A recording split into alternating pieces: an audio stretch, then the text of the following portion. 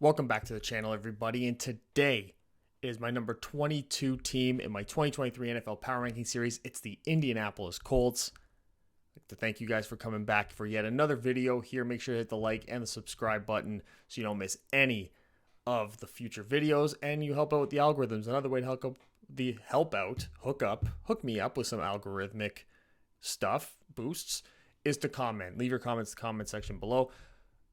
But that's how I want you to leave your hate comments. Don't thumbs down the video, that just screws up the algorithms. Thumbs up the video and then hate comment me in there. I think that's a good trade-off, and we can have some discourse there, because I'm sure a bunch of you are going to disagree with me on a lot of things that I talk about in this video. Now, the Indianapolis Colts are a team where I called it last year. You can go check out my power rankings analysis video where I go back to my previous power rankings and my previous deep dive series and see that they actually finished way worse than I thought that they would. And I had them, I think, as the 19th, 20th team in the league. Now, I think that they're a little bit better this year. I like the upward trajectory of this team a lot better than I did last year. Last year, they seemed like a team that was like, they have to win right now. And I didn't think they had the pieces to do it. They didn't. Hooray for me. But now I'm like, okay, I like the quarterback. I like some of the moves that they did at receiver. I like the running back room. I like the potential of the running game with Anthony Richardson. I like the coach. I think that there's a lot of potential here. I think they got to build a little bit on the defense. And then there was the gambling scandal. And oh my God, did Isaiah Rodgers ever poop the bed on that? So he's been cut. Along with the defensive end Barry, and they're done. Isaiah Rodgers is never going to play in the NFL again. He bet on his own team, and he did an over-under for $1,000 on rushing yards. And based upon what the betting odds were all season, he bet the under. Not good for a locker room. And he was their best corner. They traded away Stephon Gilmore to the Cowboys for a bag of balls, expecting him to be there. They drafted quite well in the cornerback room. They took 3 cornerbacks who now have every opportunity to start. Darius Rush, Jalen Jones, and Julius Brents. They have every opportunity now to play. Daniel Scott, who was drafted as a safety, now even has an opportunity as well, because they might bump somebody down to the slot. Kenny Moore might have to play more on the outside now. It's a nightmare. Their best corner is gone, and that drastically changed their cornerback room. They were already kind of looking when it came to the pass defense, but now it's like you don't have a true number one outside corner. Their best case scenario is that their drafting at the cornerback position turns out the way it did in Seattle last year with Tariq Woolen and Kobe Bryant. Is it a possibility? I think so. I think specifically with Julius Brents and Jalen Jones, I think Darius Rush has some potential as well. I think coming in, he's probably the best one in pass coverage so far. I think he's lacking in the run defense, which could cause him to lose out between the 3. We'll get to that, of course, down the line. And I kind of like what they've done with their pass rush a little bit. They added, Adedo Adebari, who's sort of like an inside-out type of a player. So I think that there's some potential there. I just don't think it's all the way there yet. I think they're still developing Anthony Richardson away. I think that Anthony Richardson is going to keep them in a lot of games. I think he's going to be the reason they lose some games throughout this season. It's going to be a roller coaster ride. But I think long-term, they now have the pieces there. And I think that a lot of that also has to do with how great their coaching staff is. So we'll start with that coaching staff as always. All right, and as I was recording this, I realized my microphone wasn't working properly. Thank goodness I didn't record literally this entire episode before noticing. I did. But here's the 21st ranked coaching staff, and this is a coaching staff that I think that has a lot of potential. I really like Shane Steichen's hiring. This reminds me of when my New York Giants hired Brian Daboll last year. It was taking literally the best candidate and pairing him with a bunch of guys that you saw had some potential, but weren't reaching it just because they were in a system that just didn't work for them. And I think that now you're going to have Shane Steichen taking on a roster that Frank Reich, frankly, no pun intended, underachieved with. You got a pretty good offensive line that may be on the downward end, but still got some quality players in there if you know how to use them properly, drafted really well.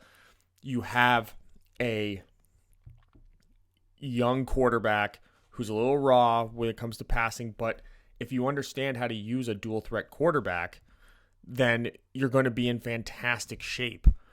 And Shane Steichen is the guy, along with Nick Sirianni, that sort of gets the credit for the development of Jalen Hurts. He's now pairing up, though, with Jim Bob Cooter. And that's a name that people who've been following the NFL probably a decade ago will remember. A guy that was a head coaching candidate for a couple years there. I believe he was a quarterback coach for a while, was an offensive coordinator, and then just kind of fell off the face of the earth. He reemerged in Jacksonville last year as the passing game coordinator. And Trevor Lawrence had one of his best, he's in his second year, he had the sophomore year that they were hoping for. He looked like he was a top 15 quarterback most of the year, had performances that were top 10 worthy. And so now Jim Bob Cooter's in a position again where he can be an offensive coordinator. And I think Shane Steichen taking on working under Nick Sirianni and the freedom that Sirianni gave him, I think that he can pass that on to Jim Bob Cooter here. And then maybe he gets back to where he was when people were looking at him as one of the better offensive coaches in the NFL. And just a different perspective and a different type of system and a different type of philosophy than Shane Steichen. So maybe you can marry those two things together. And I think that could possibly do wonders for, say, your rookie quarterback, Anthony Richardson. Moving over to the defensive side is Gus Bradley, who is considered one of the better defensive coaches of this generation. He is the guy that was sort of the driving force play caller behind the Legion of Boom in Seattle. He ended up as a head coach in Jacksonville. Didn't see a lot of success there, was in a rough situation. I think admittedly, in many ways, overachieved in some aspects, and then just couldn't get anything really going on the offensive side of the ball. Couldn't really find their quarterback, which is unfortunate. Ended up back as a defensive coordinator with the Chargers to sort of rebuild his reputation. Spent a year with the Raiders, and then last year was hired by Frank Reich to be the defensive coordinator, and they're actually keeping him on to keep some type of continuity on this team, which I understand. With Shane Steichen probably looking around going, could I hire somebody that would be better for this team than Gus Bradley? And probably decided that there wasn't that candidate out there. Now, I'm speaking highly of this coaching staff, but I ranked them 21st because you got the rookie coach. Because you got Jim Bob Cooter, who is reemerging now after, reaching some pretty good heights as an offensive coach and then sort of dropping off the earth. And then Gus Bradley, who was the defensive coach last year when this team was the fourth worst team in the NFL. So there's just a lot of question marks of whether or not this staff can do what it was brought in to do. Now, I think that there's going to be a long leash for them, admittedly, just based upon how this team is built. And I think the disappointment of last year sort of tampered the expectations of the organization in general and of the fan base. So I don't think that anyone's really going to be calling for the head of Shane Steichen. I don't think anyone's going to be calling for the head of Anthony Richardson if there's some inevitable struggles early in the year. There is, however, I don't think that these coordinators, specifically Gus Bradley, is long for this earth, for this roster. Because if this team over-succeeds, let's say this team finds a way to win the division, let's say that, neither one of these coordinators will be on the team next year. Because of the overachievement, it will shoot these guys up into being top head coaching candidates, and both of them will be gone. If this team underachieves, which is more likely than overachieving, Gus Bradley will be fired. Jim Bob Cooter will likely be kept around because it is his first year there with the team. But you're going to be looking at a coaching staff that's going to be rebuilding at one of the highest levels it can rebuild at, which is the coordinator positions. So that's why I have to rank it outside of the top 20 for now. I think that this has the potential, however, to sort of be what we saw with Brian Daboll's staff with the Giants. With Mike Kafka and Wink Martindale, you had a defensive coordinator that had some experience, that had a history of success.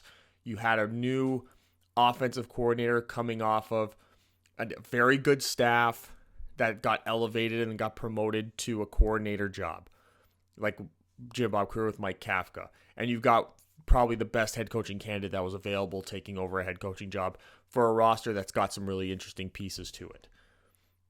There's a lot of parallels there. So there could be a lot of success coming their way. But my real question is, has Gus Bradley's way, I'm more concerned about the defensive coaching on this staff. Has Gus Bradley's way of conducting defensive strategy, defensive play calling, situational football, has it sort of passed him by? I think that's a real question that should be asked. He's got some interesting pieces, but he's going to have to quickly, because of the Isaiah Rodgers situation, he's going to have to quickly develop some of these rookies in the secondary. And I think that could ultimately be his downfall, is that the way that he runs defenses, there's going to be some of these young corners and these young defensive backs who potentially are going to be completely hung out to dry for a lot of the season, especially if they can't get that pass rush going. So it could be a long year. He, to me, is just as likely to not make it the full season as the defensive coordinator as he is to have this hyper amount of success and then be a head coach next year. So I'm tampering my expectations a bit with the coaching staff, even though individually, name value wise, they seem to have all the right things. We're going to talk about the quarterback, and this is really the make or break for this entire offense. And Anthony Richardson gets a really low rating. I think coming into the year, he's going to, in terms of passing the football, this has nothing to do with his ability to run. We'll get to that. Strictly as a drop back passer, I don't think he's the best option on the team to start just for the passing game. For the overall offense, he's the best player and the best for the offense to succeed. So that's why I have him as the starter. But you didn't draft Anthony Richardson for what he could contribute in year one. You drafted him for what he could contribute week 18, year 3, year 4.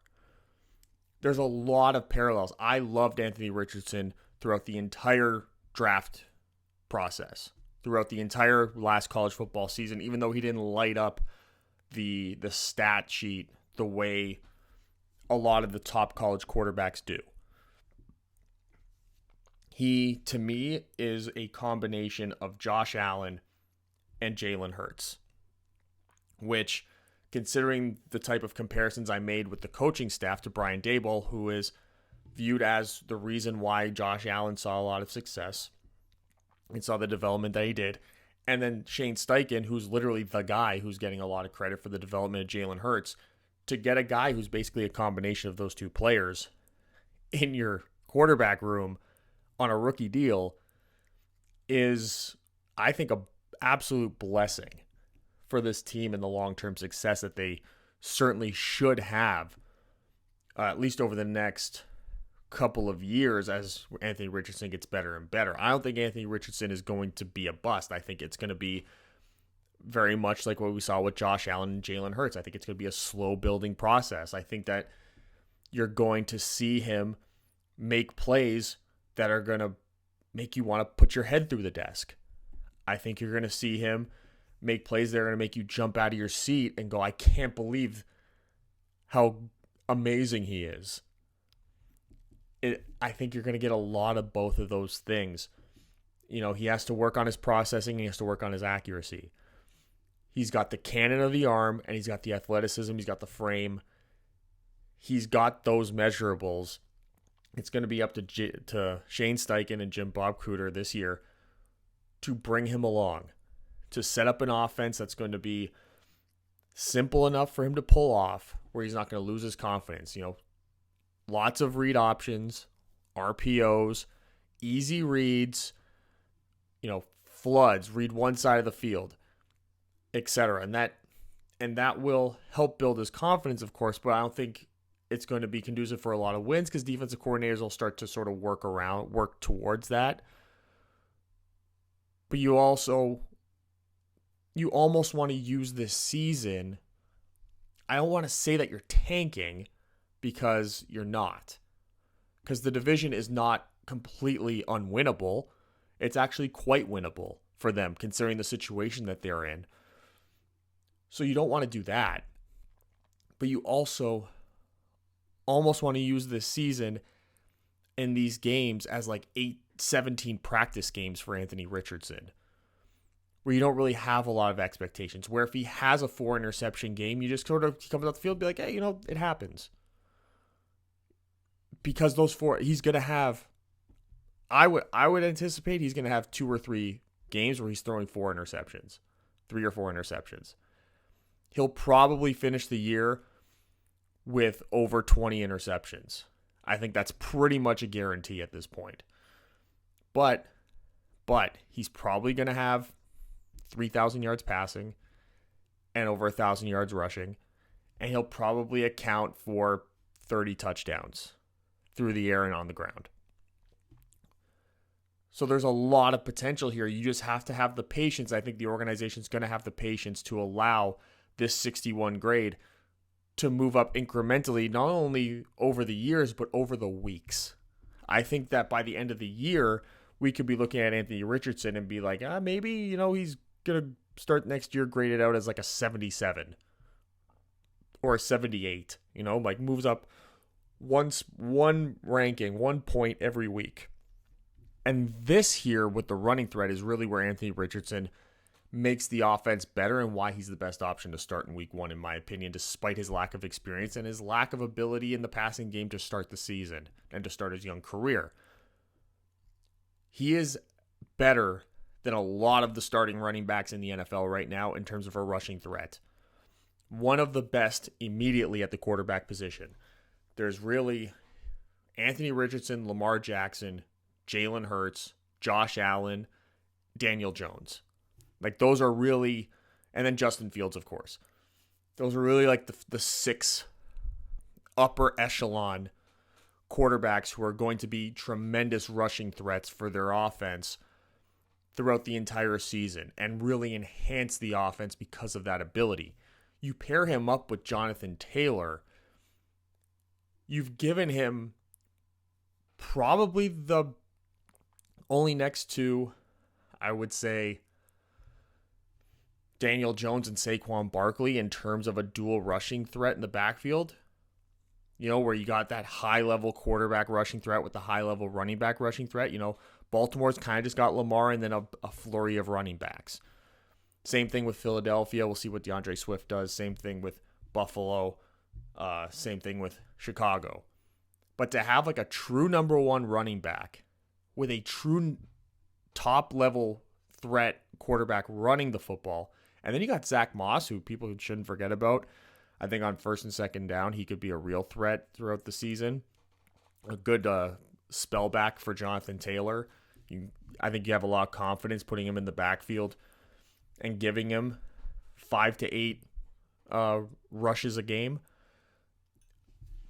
But this is where this offense is going to open up so significantly. You're going to have these read options, and it's going to open up opportunities for Jonathan Taylor because you're going to have these defensive ends who are going to have to stay super disciplined. You're going to have these linebackers who are going to have to take that extra half a second to figure out if Anthony Richardson has the ball or not, which is going to allow Jonathan Taylor more opportunities to really break out. And on top of that, Jonathan Taylor is the best receiving back by my estimation on this team. I think you have a guy like Evan Hull, who they drafted, who could, in the event that Jonathan Taylor doesn't bounce back and continues to sort of pick up injuries, I think Evan Hull would sort of take over this role, even though Deion Jackson might be a little bit better. I think the rookie mixing him in with Zach Moss, I think the combination of those two guys would be what would take over for Jonathan Taylor. But he's really important to this offense as well. He's really going to be a key component as to why we see the development of Anthony Richardson throughout the year that we hopefully will see. It's going to be because Jonathan Taylor is one of the top running backs in the NFL, and you want him to play that way. You can put him out there on third down. You create, play action screen passes to Jonathan Taylor, which is going to help Anthony Richardson. It's going to create big plays because you could throw a screen pass. Jonathan Taylor's not going to go out there and run routes, but you swing passes, get him out in space, screen passes. He's going to be able to navigate through these blocks and weave in and out of defenses and pick up big plays in the passing game as well. Now looking at the receivers and the tight ends, this is a very interesting, low floor, high ceiling room. Is Michael Pittman Jr. a number one receiver in the NFL? So far, I would say no. But now with this new offense and him being put in a position to be the A.J. Brown of this offense, I think that his ceiling has gone up from where it was probably in the previous regime. I think there's going to be a lot of opportunities for him. But if he doesn't produce the way that you see a number one receiver produce, I think that's going to drag down the entire room. I do like Alec Pierce. I liked him last year coming out. Didn't have a great rookie year. He's going to have to bounce back. I think he's going to get every opportunity to bounce back as he sort of slots in to that Devontae Smith role that we saw last year.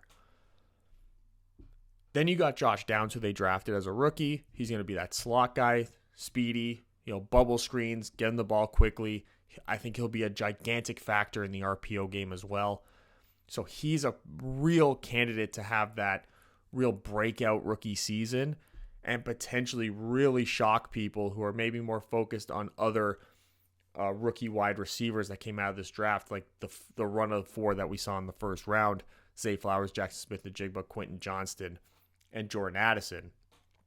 You got Jelani Woods, who's a second-year player as well. So you got rookie, second-year player being real contributors early on in the year and as starters, significant starters.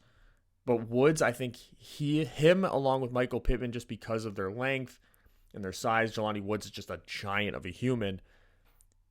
It's going to help out a guy like Anthony Richardson, who is going to have some accuracy issues. The range of where you can put the ball for someone like Jelani Woods is a lot bigger than someone like Josh Downs. So maybe using Josh Downs down the field early in the year, maybe throughout this entire rookie year, may not be effective. But you got a guy like Jelani Woods who's got a great catch radius. He could be a real candidate to have that breakout year and to enter into that top 10 of tight ends receiving threat-wise.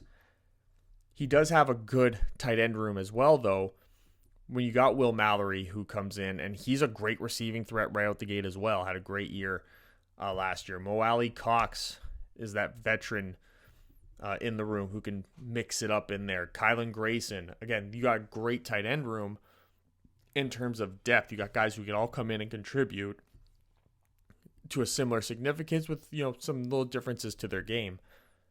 Isaiah McKenzie comes in as the gadget receiver. You got Ashton Doolin, who quietly had a pretty decent year when he got on the field last year. And you got Strachan and Malik Turner, who are going to be competing for that sixth wide receiver spot on the roster. I think Isaiah McKenzie does make the team because he'll probably end up being the kick returner as well. I think him and who else? With Isaiah Rodgers gone, I think Isaiah McKenzie at least has kick returns locked down at this point. We'll see what happens with the punt returns. But some decent depth. But somewhere in this group there has to be somebody who truly breaks out as a number one. Because right now it just seems like they got a bunch of guys who their ceiling is perhaps a number two. Michael Pittman, Alec Pierce. I think between those two guys, you're going to have to see somebody really break out, and then you're going to have guys like Ashton Doolin, Josh Downs, who are going to have to find ways to contribute on the offense sporadically at the receiver position. And then Jelani Woods going to have to take a step up because he does have some depth behind him of guys who are relatively quality players in comparison to him as well. So I don't think they would lose a whole lot if he started to struggle and then they put in somebody like Mo Alley Cox. I don't think the ceiling necessarily lowers all that. The floor, lowers all that much by putting in somebody like Mo Alley Cox if Jelani Woods struggles early on. So now we're going to talk about the offensive line, and we'll start with the two veterans there on the interior, Quentin Nelson and Ryan Kelly. They have been really the cornerstones of this interior offensive line for a while now. I think you can include Braden Smith in there as well, who's the right tackle. You see him there as a 76. Quentin Nelson, for the last year and a half, has sort of been downward trending. So you hope that with the new coaching staff, he can sort of pull the nose up on the plane a bit and get back to being like that true top echelon guard, because I think his name value still holds true, but if you look at his performance throughout last year and even into the year before that, and in a lot of aspects, he's sort of riding the value of his name a bit more than he is what he's producing. I think the same could be said for Ryan Kelly. Not saying that I wouldn't want Quentin Nelson on my team. Not saying that Quentin Nelson still isn't one of the best. I still think he's a top 10 guard. But he needs to get back to having high-level performances that he just didn't really have in as much regularity as we're used to last year. Now, that could be, inconsistency of the offense, not having a productive running game because Jonathan Taylor was hurt, not having a productive quarterback because Matt Ryan is the most overrated player in the last 5 years. There's a lot that went wrong that could have dragged him down. I do like Bernard Ryman in his second year, settling in at the left tackle spot. Will Fries is a real weak spot in the passing game, but I think he does start because of the running aspect. But there is going to be some rookie competition for a guy like Will Fries, which could see him go to the bench, and then Braden Smith can maybe kick into guard if they want to use somebody like a Blake Freeland, who sort of lost his value at the Senior Bowl workouts. I think it hurt him. I think he had real day two value going into that, and then it's sort of tapered off because he did play so well at BYU last year.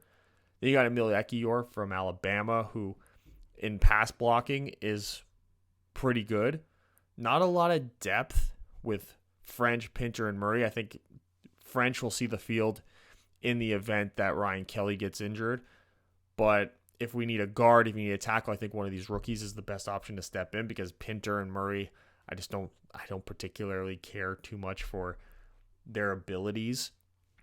I could see Blake Freeland working his way to perhaps being a starter if he can, especially if he can play on the right side at the next level. Him playing right tackle and then kicking Braden Smith into guard could, I think, produce the best 5 guys for the season in week 1. And then Emil Ekiyor sort of being that swing guard for the offense. I think that could be the best, the real best offensive line. But then you got, Bernard Ryman. If he struggles early on, I think you can slide Blake Freeland in there as well.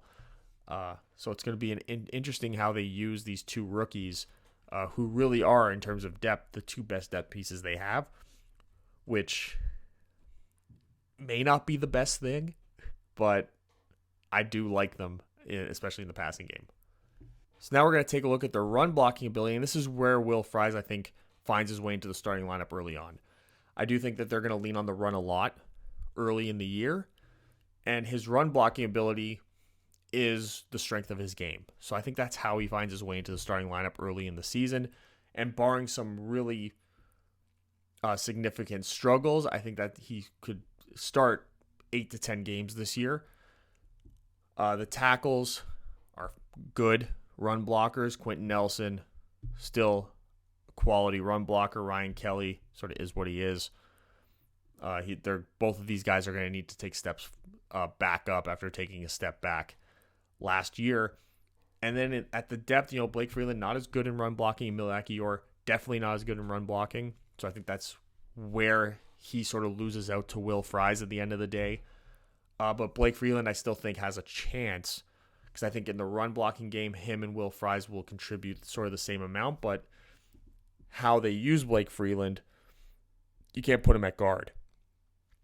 So I think that is where that issue sort of comes in for him because he's not going to play guard. Maybe you kick Braden Smith into guard, but maybe you don't want to do that because Braden Smith has played most of his career at right tackle, and he's been one of those like solid foundational pieces of this offensive line, along really with Quentin Nelson and Ryan Kelly. And Braden Smith has sort of been the one who he was always sort of the third or fourth best offensive lineman on the team, but he's sort of been the most consistent in terms of being who he's always been. He didn't really take a step back last year or the year before that. He didn't take a step back the way that we saw Quentin Nelson and Ryan Kelly take steps back in terms of their production. So, but again, like outside of the rookies, the depth just isn't there. I don't think that they're necessarily done sort of rebuilding the offensive line through a depth perspective. I think we could see some more day 3 picks coming, even some day 2 picks coming next year in the draft, depending on what happens with that interior of the offensive line. But picking up an injury, I think, could lead to a lot of problems for this offensive line this year. So they got to kind of stay healthy and allow these rookies to sort of come along throughout training camp and throughout the season to get their footing underneath them. Because they're good talents, but I don't think Emil Ekiyor would be ready to start necessarily in week 1. So a quick look at the positional summaries, and you can see the passing game just coming out. Lots of potential. Not a lot of substance, especially early on in the year. I think this could be... It'll probably start as one of the worst passing offenses in the NFL. And I think by the end of the year, you'll see like, okay, there's something there. They just got to get it all together. But certainly the rush offense is going to be what carries this team. They're going to be one of those teams that's close to 50-50 in terms of run and pass. They'll probably be more run than pass. They'll probably be like 55% run by the end of the year, just based on the skill sets of everyone involved. With that said, if that pass offense is working, they're going to be able to close out games. So I think that's where a lot of their wins are going to come from, is that passing game is going to get hot, and they're going to be able to close out games by running the football and killing the clock on their opponents. And that story is told here with the 26th overall offense, 30th pass offense, the 9th best rush offense going into starting the season. That's where they're going to win. By wearing teams out, Jonathan Taylor, Zach Moss, Anthony Richardson, really working in, those RPOs, read options, and closing out games effectively when they do get leads. And helping out their defense by shortening the game and allowing them to maybe play a little bit more aggressively. Which could help them out significantly, considering some of their defensive woes that they now definitely have, which we'll get to now. So we'll start with the pass rush, and they have 2 edge rushers here with Kwity Paye, who needs to take that step up as a pass rusher.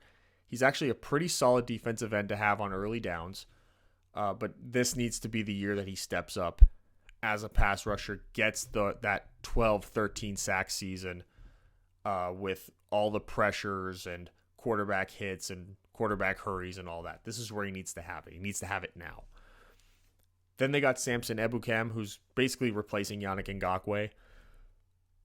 You're not going to see him on first and second down. He is a straight-up pass rusher. Pass situations, you put him out there, you pin his ears back, send him after the quarterback, let him be aggressive, use his speed, use his athleticism. On the interior, DeForest Buckner, I think sort of the same story as we got with Quentin Nelson. I still think he's quality. I think he is slowing down. Not having as many great performances, putting together more back-to-back more consecutive games of not impressing than impressing. Certainly less and less dominant performances. But, maybe he can turn that around this year, especially if he gets the help on the edges and help next to him. And I think on those passing situations, it's going to be the rookie Adibari at Northwestern, who this is going to be a year where they're going to be testing out, is he an edge guy? Is he an interior guy? Is he an edge guy on early downs and an interior guy on passing downs?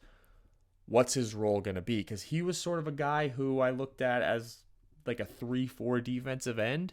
So to go to a 4-3 team, you're sort of going to have to figure out what he even is. But I do think on his athleticism, his length, his strength, his ability to rush the passer as a 3 technique, a 4-eye technique, I think is going to be an asset early on. I think this is a good way to work him in to the defense. Now, in terms of depth for the edge room, you got Tyquan Lewis, who's sort of the third defensive end here. Adeyingbo, Khalid Kareem, in terms of third down pass rushers, go get the passer. I don't like them as much as I do maybe on early downs.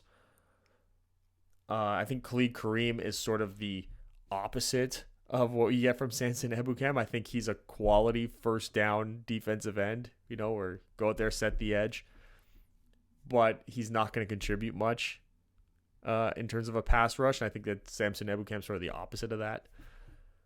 And then on the interior, they don't really have somebody who I feel comfortable putting in on the interior to be that pass rusher as well, which is why I think Adibari is going to be that guy.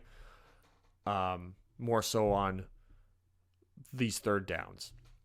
I think when you put the best 4 guys there on that defensive line to go and get the passer, he's going to be the guy on the interior with DeForest Buckner, because Taven Bryan, McKelvin, Ajim, they're kind of the same. They're kind of these, again, 3-4 defensive ends, more so than true defensive tackles. Grover Stewart is not necessarily a pass rusher. He's good on early down, so he's going to come off the field in those passing situations. Eric Johnson, just a random depth piece, really. Then when we look at the defensive line with the run, this is where you see a boost in Kwity Paye. I think he can take another step up, would be fantastic for him. Khalid Kareem enters the starting lineup here because he is really good at setting the edge, a good run defender. Buckner takes a step back. Grover Stewart takes steps up and enters the starting lineup here. So this is what it should look like on first down, maybe second down, and then you take out the 2 guys there on the right, put in Ebukam, put in Adibari, and then you got a good third down defensive line group. Because you look at the edge depth, Ebukam, Tyquan Lewis, they're not guys you're going to put in on early downs. Adeyingbo will sort of be the backup, I believe, for a guy like Khalid Kareem. Depending on what they see Adibari as. Because I think Adibari, he's not nearly as good on first and second down as a run defender. But he is the only guy who classifies sort of as an interior guy who could be anything remotely close to a rotational player on early downs. Because Taven Bryan, not good. McTelvin Agam, not good. Eric Johnson, not good. So it's a defensive line group that lacks a lot of depth, especially on the interior. So I think that's really what'll find Adibari as being a full-time interior guy. I think that they see him that way just based upon how the rest of the team is built. So I expect him, which is why I put him with the interior guys and not the defensive ends. Now going to the linebackers, and this is actually a strength of this team on this defense. I like Shaq Leonard, Darius Leonard, EJ Speed, I think is super underrated, especially in the run game, both of these guys. Leonard, you can move him around a lot. You can put him on the edge and send him after the passer. EJ Speed, you can put him on tight ends. You can play him in those zones. I think he's got the athleticism to really show out there. In terms of depth, though, in the passing game, they don't have a whole lot. They got nothing, actually. So I expect this team to maybe, but they don't really have the safeties either. So it's going to be a real interesting way how they use these linebackers, because I do think Zaire Franklin has some value. He's a really good third linebacker in those base formations, those base 4-3 formations for those early downs. And I do think in terms of the run defense, you can see they do grade out pretty well. Leonard 81, EJ Speed 83. Really good in terms of run defense. And then even a guy like Zaire Franklin steps up with a 65. Now, Cameron McGrone and Grant Stewart, I don't know how they get on the field. Which tells me that if you lose one of these two guys to an injury, you're going to have to dip in to the free agency market, because to put Cameron McGrone or Grant Stewart on the field is going to be a liability no matter what the offense is doing. They are at best special teams guys, and they're going to be competing for that fourth linebacker spot. And I think they might only retain 4 linebackers early in this season anyway, while they sort out what's going on with the rest of the linebacker room in general. Maybe some UDFAs will have to come in and have some breakout opportunities, but don't like these 2 depth pieces there. Zaire Franklin really the only depth piece worth anything, and he's really only worth something in the run game.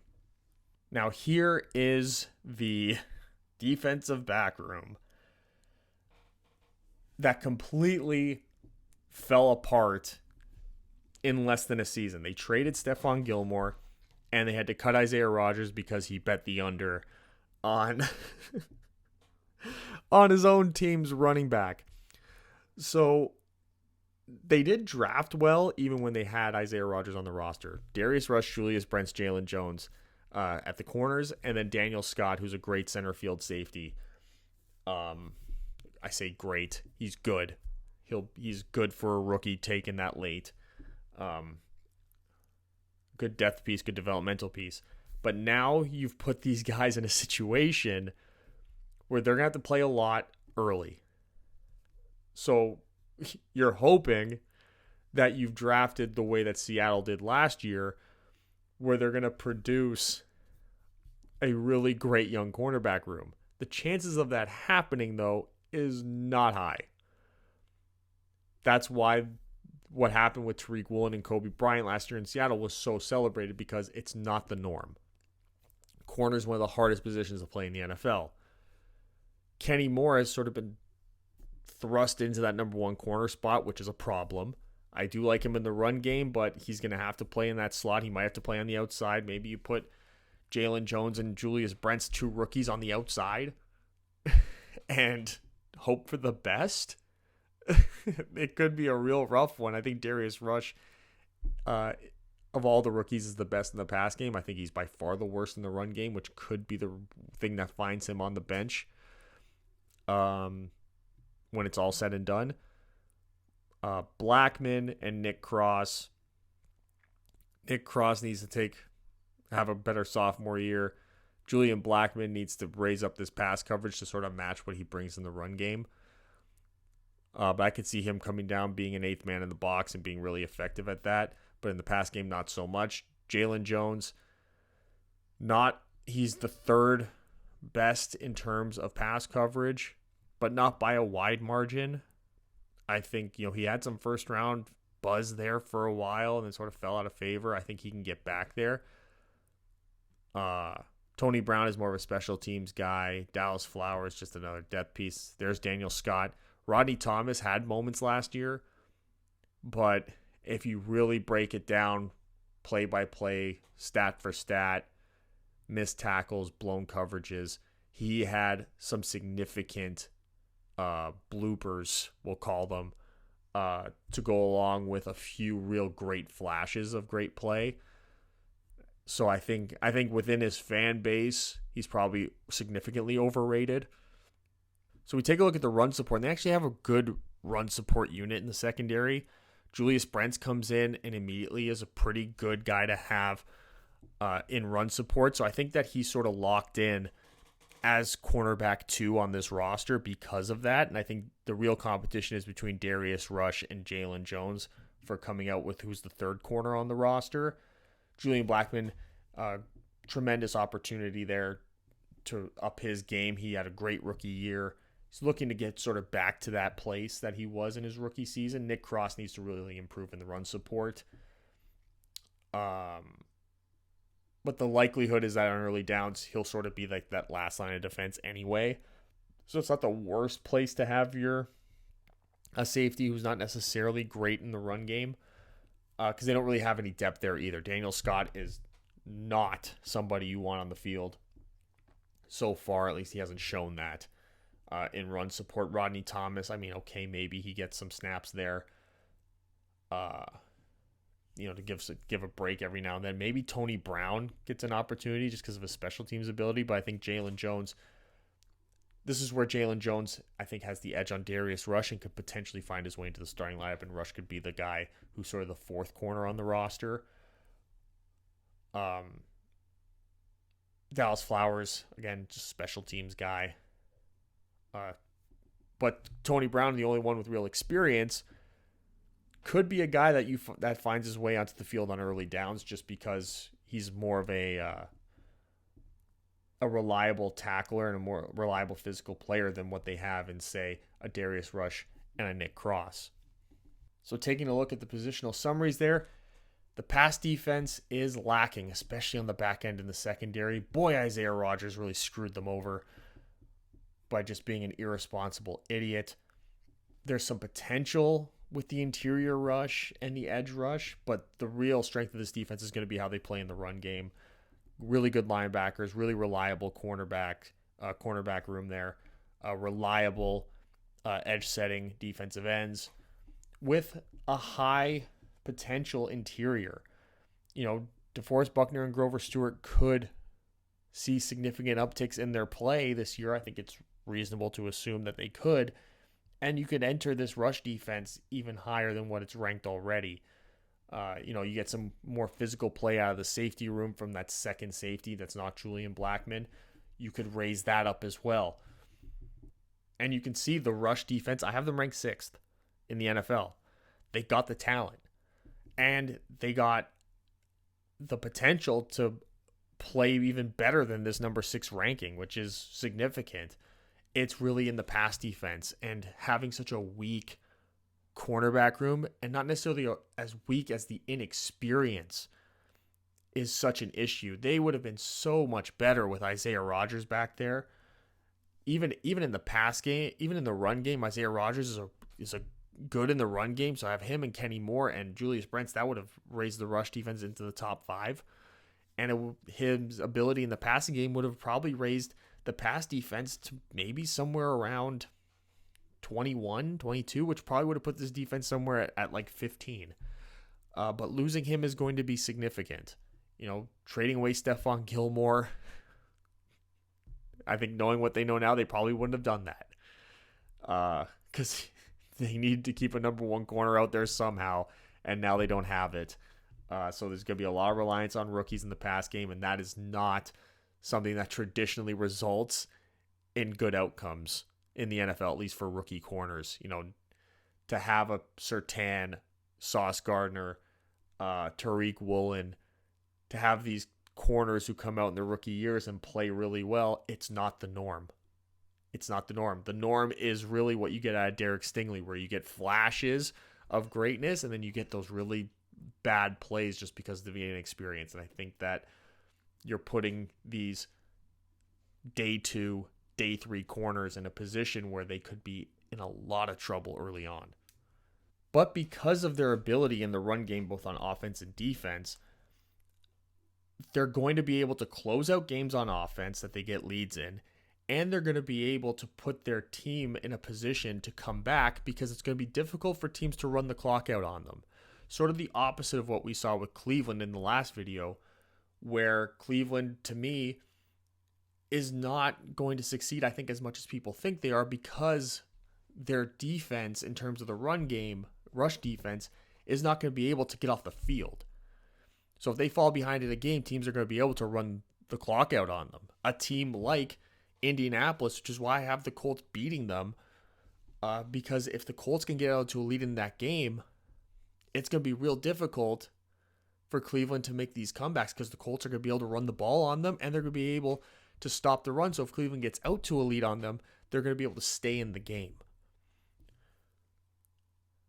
Now, that game could easily be a loss. It could be a blowout for all I know. The same thing with New Orleans. Now, you look at where they get up with 7 wins.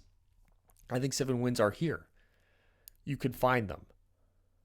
Because the schedule, it's a schedule of extremes almost. I have them losing to Houston twice. I have them losing to Tampa. I have them losing to Carolina. I have them losing to New England.